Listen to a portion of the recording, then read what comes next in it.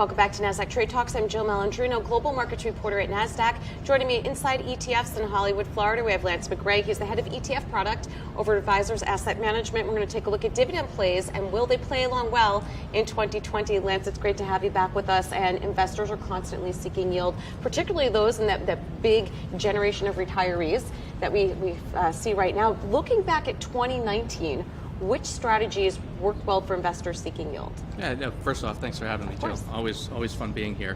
So 2019 was an interesting year, almost an anomaly to some extent, right? If you think about it, the U.S. equity market was up 32%, and dividend income investors got their dividend, their 4-5% income, but they also got massive capital appreciation as well. So that really made it much easier. But if you look at other asset classes, traditional fixed income, the ag, 8%, investment grade, high yield, double digits. So you're getting that income, but in 2019, you're also getting that capital appreciation as well. So even if you weren't able to reach your bogey on the income front, you could sort of fall back on the capital appreciation, which makes everybody's lives much easier, but can't be planned on. All right, now do you think 2020, is it going to play out the same way? Well, absolutely not, right? If I was to say that the U.S. equity market was going to be up another 33%, I think, I don't think anybody is calling for that. Do we think that the U.S. equity market is strong? Yes, absolutely. But we do think that there's other areas that we can focus on, especially for equity investors that are looking for yield.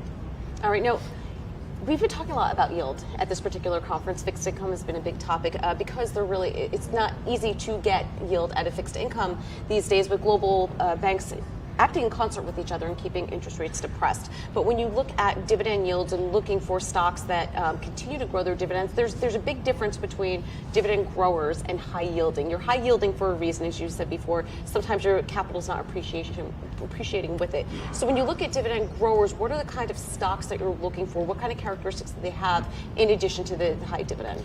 Well, we think at Advisors Asset Management with our ETFs, we think it's twofold, right? Dividend investing should be comprised of both your high yield, but also your dividend growth, and that's sort of what you're alluding to.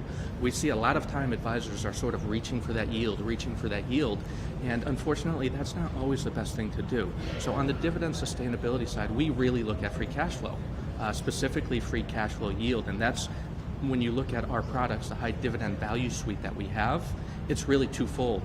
Matching high yield with dividend sustainability, which we look at by looking at free cash flow yield of an underlying stock. What options do you have for income seekers who don't want to take that equity risk? 2020, again, like you said before, it's going to be really hard to match 30% plus over performance on the equity averages. So what do you do if you don't want to take equity risk? Right. And I think this is a very valuable point for a lot of advisors, because after 2019, a lot of advisors, a lot of investors feel comfortable about what happened in 2019, and the fact is that most likely will not happen again. So if you are looking for income and you're not willing to take on the risks that are associated with investing in the equity market, there are other areas to look at.